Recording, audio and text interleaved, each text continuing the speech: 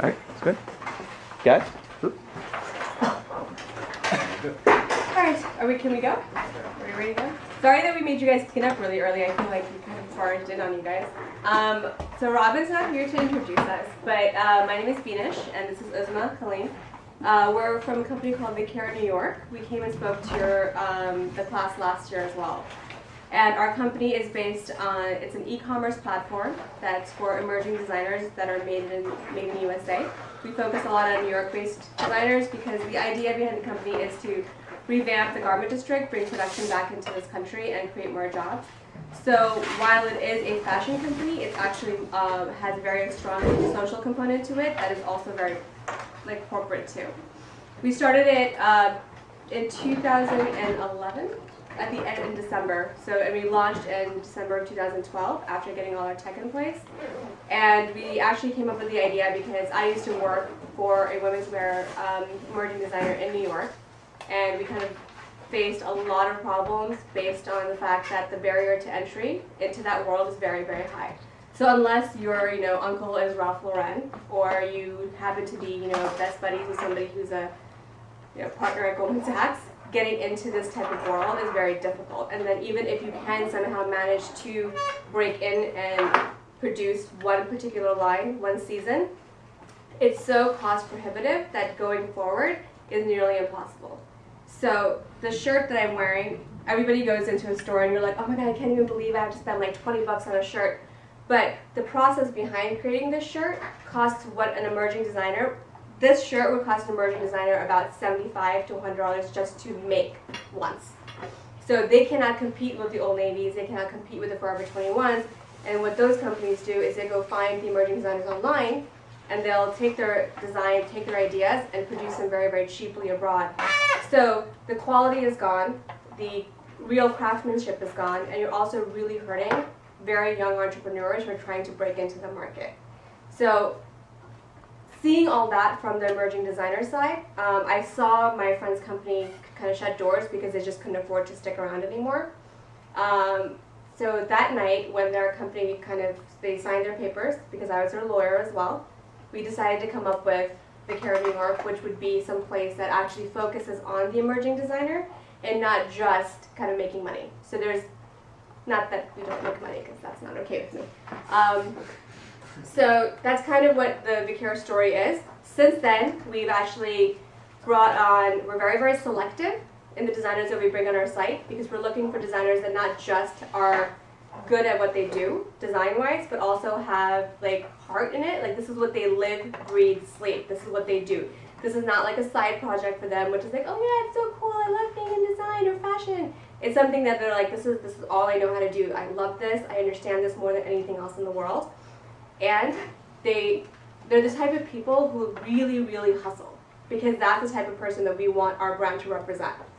And since we've actually started this process, we've reviewed about, I want to say close to 300 designers that are US based and produce in the US as well. And we've cultivated 8? 9? I think we have 10. Okay, 10. So we have 10 now. Yay, us.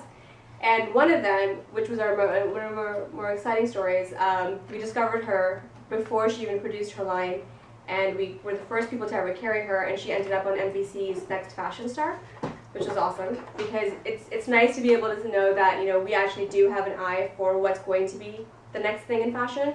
And seeing those designers grow from this little place where they're pretty much working out of their kitchens and getting to see them on TV or getting to see them in a store is a really rewarding experience, because you actually can see the growth of a future company.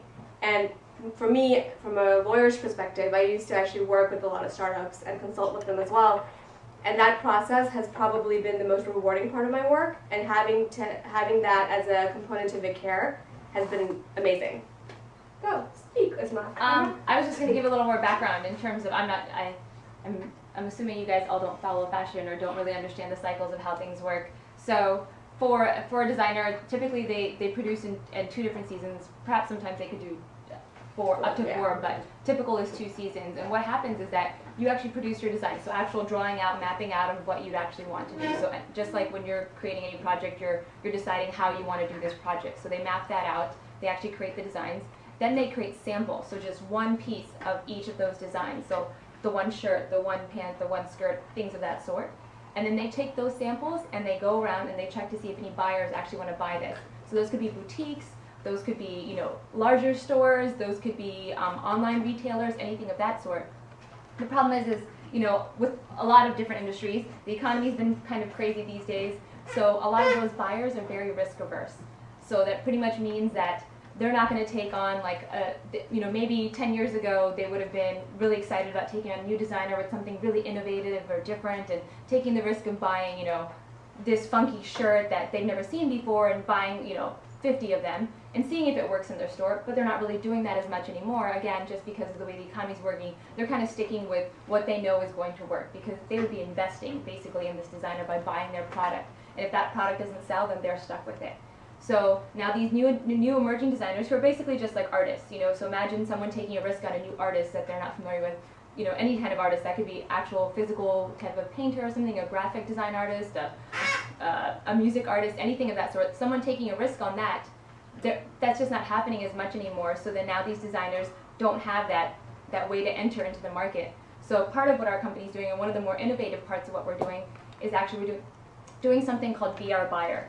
So what that means is that we're selecting designers, and we're hoping to launch this coming this fall. We're selecting designers. We're going to have them each choose one of their pieces that other buyers, the more traditional buyers, didn't latch onto. They think it's a very exciting, innovative, amazing design, but none of those buyers latched onto. So we're going to take those one individual design, which they only have a sample of, they haven't actually produced, because to actually produce, you have to invest a lot of money in actually producing. Like she was saying, each piece can cost, anywhere, typically anywhere from $25 to hundreds of dollars to actually produce each individual piece when you're doing it in small quantities. Again, like the law of how, when you produce in larger quantities, you can get things cheaper, but when you're doing smaller quantities as a small designer, you can't do that. So we take each one of those pieces and we're going to actually have it crowdsourced on our website. So it'll actually be that our audience will go on and vote for which design they think should actually be produced. So the actual people who will be buying pieces will actually vote on what's actually going to be produced, which makes a lot of sense, because if I'm the one who's going to be I'm the one who's buying it, I should probably be the one who's actually choosing what gets produced, as opposed to an arbitrary person in a store deciding what I will and will not buy. So that's really one of the big, more exciting ideas behind what we're doing, is that we're actually using the technology online to be able to allow for voting and then allow for those designs actually to come into fruition, which basically means that one of those, maybe 3 at a time or 4 or 5 designers at a time, may actually get a chance to produce that piece that no one else would buy into. And this way, the more innovative or more exciting, fresh ideas will actually come into the market. So that's kind of one of the pieces that I wanted to just discuss or mention. And just to let you guys know, the cost part that we keep talking about, and while it does cost production-wise $25 to $100 a piece to make it, a sample for a designer costs between $150 to $300 per piece, because it has to be hand-tailored, and there's something called a pattern that the sample is made off of, and the pattern itself can cost a few $100s. So before the designer can even get to the point that they can talk to, say, Bergdorf's or Macy's or any of these like Anthropologie type stores, they have to invest well over $2,000 to $5,000 to even get the opportunity to get a meeting. That's insane. That's not the case in any other field. I'm a lawyer. Okay, when I wanted to go set up my law firm, it took me about 24 hours. That's all, because I have my law degree, I have my license, I can go and create a company, and now my brain is open for use and for everyone to pay me. Awesome. Designers can't do that. They have all those ideas, but they have no way without money to actually go and get them. Of course, now we talk about there's Kickstarter, there's Indiegogo, and that's great, but the other problem they face is nobody takes fashion seriously. It's one of the, I hear it.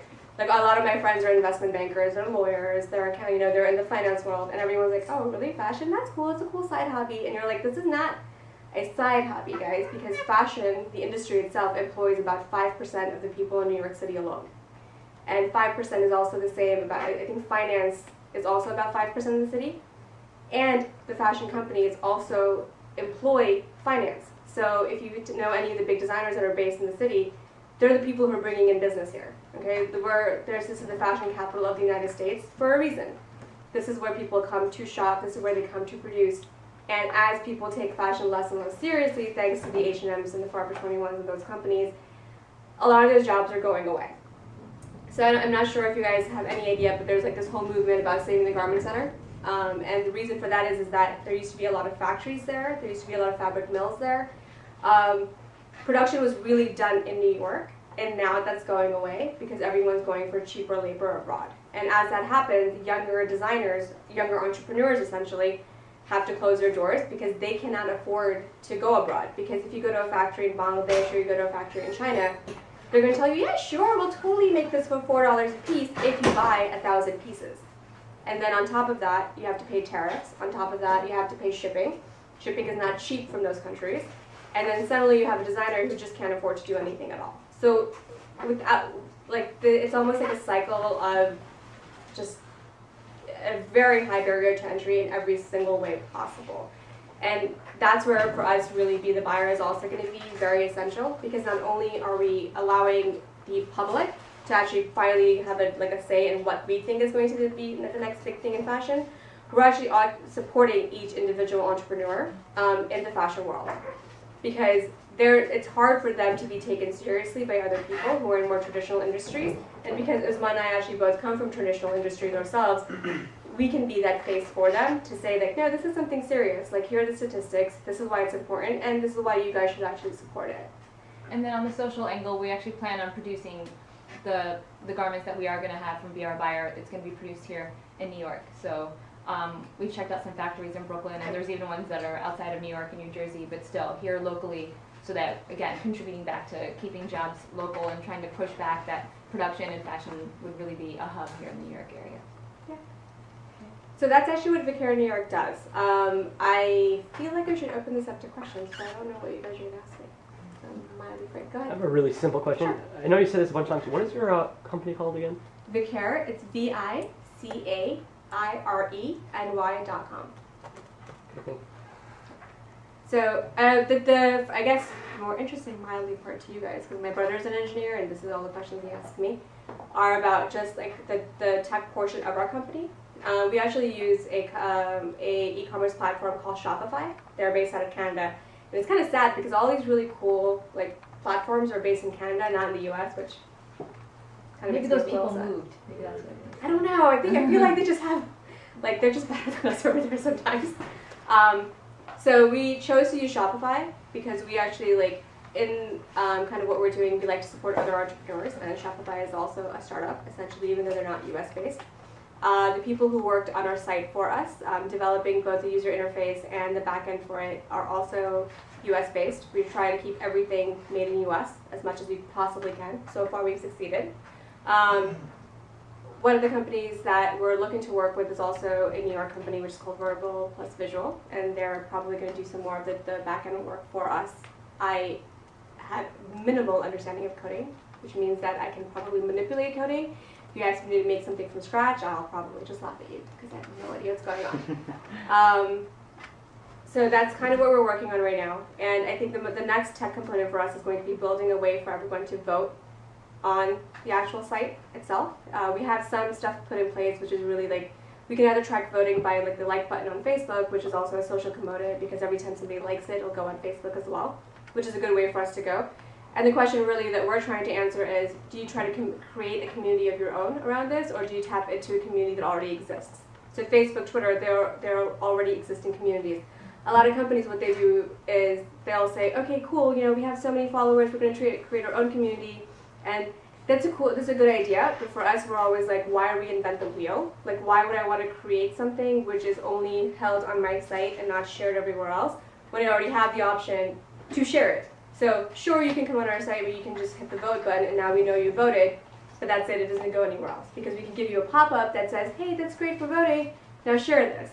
Or we could actually choose that the interface just lets you like it, and that goes on Facebook, or that goes on Twitter, or goes on all your social media channels without having a second step there, asking you if it's okay to post. So that's kind of the one decision portion that we're in on our own side. That involves a little bit of tech, I guess, but also much more of a social component. So these guys aren't super focused on tech. That's actually excellent that you went into it. I think maybe really valuable. Can you talk a little? You said you are a lawyer. I am a lawyer. Can you both talk about a little about your backgrounds and then how you like entrepreneurship and trials and tribulations of running a startup, Sure. especially in New York? want to go first? Sure. My background is in sales and business development. I worked at a print software company called Mimeo prior to this, and a variety of other companies, Walt Disney, PricewaterhouseCoopers, all sorts of things. But I actually worked for a couple of startups back in 99, 2000, before that bubble burst. And back then it was very exciting, you know, before you were born. Like, it was very different. Back then it was this whole thing of, I worked in venture capital investments a little bit, tracking those investments in the Middle Atlantic region, and anything with .com on it pretty much got invested in. It was like this era of like people just throwing money at these concepts because they just weren't very hashed out. People didn't understand what the formula needed to be for something to actually have longevity. So I worked for a couple of companies that went under very quickly, but they also had tons of investment coming in at them just as quickly, things along those lines. Now fast forward here, wow, like 10, 15 years later, working as an entrepreneur, it's not the same thing. You know, A, having the .com means nothing, but B, the amount of resources is just not the same. You know, people, again, are very risk averse about investing and concepts, ideas, things of that sort, but it's very different coming from something in a much larger corporate environment for so long, and then coming back to having not as many resources, not as much structure, having to do every little role of like, okay, we should research this, and then realize that like, actually that means I'm gonna research this.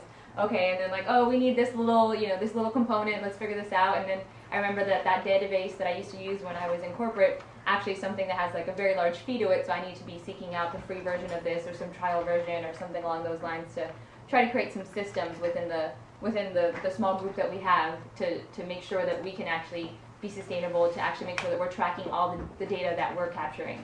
Because to me, I'm more on the operations side. There's a lot of things that we're doing that when you're in a larger company, because they have so many different software, different, you know, customer relationship management tools, different types of tools where you just capture data, just capture what you're doing. If I were to talk to this person, I make sure I jot it down within this particular tool. You track all of that. That's actually very important information. Who are our actual visitors to the site? Capturing all of that data in very, you know, honed-in tools that can sit there and manipulate all that. That's very important data, but when you're starting off at first, you kind of do that all by hand, or you have to try to, you know, kind of makeshift ways of actually capturing all of that and making sure that you're able to like slice it and dice it, and then sometimes you don't have as much time to do that. So we have a lot of great data that we're not playing with as much right now, but that's kind of the difference for me, is that just not having the same kinds of resources, it's exciting because, you know, once you kind of figure your way around it and figure out a way to kind of capture some of that, or figure out a way to kind of, you know, find your own resource to do things, that's really fun, but it's definitely very different from doing things in corporate. Yeah, Uzma has way more corporate experience than I do, I guess, which is funny because I think I'm a lawyer, I guess. I actually started off doing consulting for general counsels of Fortune 500 companies. So as fresh out of college, I was doing, you know, this general counsel of Goldman Sachs, how to read the law, which I am still convinced that I should not have been allowed to do at the age of 21. So that's kind of where I got my foot in the door, and then from there I went to law school, and I focused primarily on corporate and business law, and I went into work at a very large law firm in the city. That's when I moved to New York, and then I hated my life and I quit. I left. And 6 months out of law school, I decided to start my own law firm with my husband, who's also a lawyer, and he quit his company as well. I grew up in a family of entrepreneurs in the sense that my dad actually worked in private equity and venture capital for the majority of his life, and I've actually reviewed companies for him before, and for his private equity consulting company, I reviewed companies to see which ones might be more marketable in the U.S. because the investors that we work with are primarily in the Middle East, in Turkey, and in South Asia. So they are very focused on brick and mortar. They don't understand tech at all. So if you give them a tech company, they're going to tell you that it's crazy and they have no need to invest in it. But if you tell them you're opening up a grocery store that sells kosher meat, they're all over it. Like, I've seen companies like get investments of over like 600 million within 24 hours, and they've been oversubscribed based on that market alone. So going from there into tech and being in a tech startup has been interesting because that type of capital is not available. A lot of people just don't get it. Also, the tech world, and if you guys are looking into entrepreneurship, I would suggest right now to start building your network, because it's really based on who you know, and it's a very terrible like way to look at it. And I hate being the one to have to say it, but your network pretty much will carry you in the entrepreneurship world way more than it even in corporate world. Like corporate is important, and entrepreneurship is even more important. All of your contacts, all of any sponsors that you will get, any investment that you will get, anything you raise on Kickstarter, Indiegogo, any of those things is based on the people that you know. But in that same in that same realm, I would say that what you're going to learn from other entrepreneurs is going to be the biggest thing ever. I mean, we've gone on phone calls with Robin to pick his brain about how to raise funds or how to kind of go about our strategy or our business plan, things along those lines. And he just happens to be one of our friends. So really, when it comes to entrepreneurship, it's really about, you know, learning from other people's, not just mistakes, but successes, things along those lines. So why reinvent the wheel, things along those lines. And then also just figuring out like who. It's one thing to try, I mean, because Beanish had the experience with something within fashion with actual designers, it made sense to do something like this because she already had experience in that, and you know that they have some sort of influence over people who she understands the market. So, you know, when you're thinking of, you know, inventing something, a concept or an idea, a solution to something, having the influence over a particular group is very helpful. So if you're inventing something that helps other, you know, guys who are your age who enjoy this sort of thing, that makes sense because you have a peer group that you can actually have influence over and be able to communicate that to. But if you're trying to invent something for someone who is like myself and you don't know that many of myself, then it's a little difficult. So kind of getting a good idea of what the market is and making sure you have some sort of into influencing that particular market is really important. Desmond brings up a really good point. It's really a lot about being solution focused, and that's what entrepreneurship is. I think the core of entrepreneurship is being solution focused. Because it's not just that your idea is going to solve a problem, it's also within your company on a day-to-day basis. You kind of wake up and you're like, I'm going to face about 15 problems today. And that's okay, because I'm going to find a solution for them. And that's really how, like, at least in my, like, my entire life of being an entrepreneur, like, that's how I've looked at it. And if you look at the world that way, you actually become much stronger and in the way that you handle a problem. And this applies even in school, and it applies in college and anything else that you do. If you assume that you're going to face some sort of problem, you won't panic. You won't panic, you'll just be like, that's cool. And then you'll actually focus on, how do I solve this problem? Any company that you guys choose to go into, either starting your own or, you know, joining a company, make sure that that's the way that they look at things. If they are solution focused, so they're always going to be much stronger and have much more longevity as opposed to a company that's like, I just want to be an entrepreneur, I just want to be a startup. There are two different ways of looking at being a startup, and like for me, solution focused is the better way to go. Questions? Okay, Jeremy, go ahead. Do you guys have any advice, like, in general, anything you guys learned by starting your own company? That we learned by starting our own company. Yeah, it's a very general question. No advice at all. I think the biggest thing that we learned, and I think Usma has said this already, is that it's very different from corporate life. You actually really have to wear like a lot of different hats. So, you know, I'm the idea person, but I'm also the person who has taught myself how to code because I can't always rely on my tech people. We're also the people like who've learned somehow how to do all the marketing, even though we have somebody who is purely our marketing person, but he's a director level at a media company in New York and doesn't always have time to, like, you know, help us out immediately. We've had to learn how to do that. So it's really about like becoming very well-rounded while still keeping a core of like what you know how to do the best. Just not using money even though you have it is also a huge thing. Just, if you can figure out a way to do something for free, try that out first. Just, you know, hash that out, because just because something costs money doesn't mean it's of better quality, it's more efficient, anything along those lines. Just like with anything else you buy, any purchase in life. But when it comes to your business, obviously just being very bootstrapping about the way you go about things, because there may be something down the line that messes up that you actually need the funds for. And if you went ahead and decided that, actually, funny enough, a friend of mine, if you decided to, instead of going on Craigslist and finding some free furniture for your office on the free list, you decided, let me just go out and buy some furniture because we all want like really cool new furniture. There's just no point to that. It's like, hey, you know what, start off simple, humble. There's no need to get all extravagant just because you're excited about doing something. Stick to using your funds where they're important and where they could, you know, go the longest. And in that, as a lawyer, I think I would tell you guys to avoid as much institutional investment as you can. It sounds very exciting, when a venture capital company reaches out to you. And it is really exciting. You just feel like validated suddenly. And it's really cool to talk to all these people who have millions of dollars at their disposal. But you have to understand that a venture capital company, their goal is to make money, and their goal is to essentially flip companies as quick as possible so that their investors can make money. So if you can avoid getting institutional funding because you were bootstrapping and you were able to create your idea and you can have complete ownership of the company, you're in a much better position than most of these companies out there. Because it is the kind of the age of startups, Mashable, TechCrunch, all these sites constantly talk about who's getting funded, who got funding from where, but if you actually sit down and you track who gets funding, it's usually from the same groups of people, it's usually from the same programs or universities, because and then those companies are not necessarily the companies that are going to make it big, and those companies are not necessarily the companies that will last, after the investment pool has kind of dried up.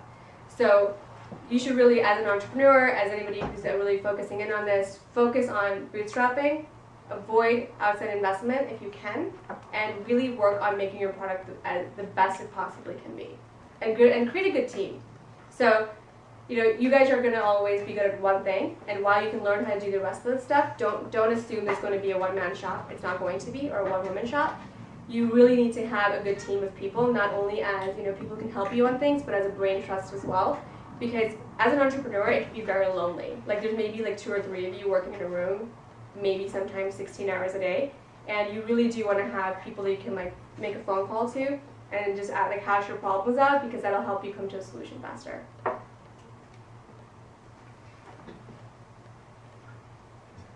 All right, yay!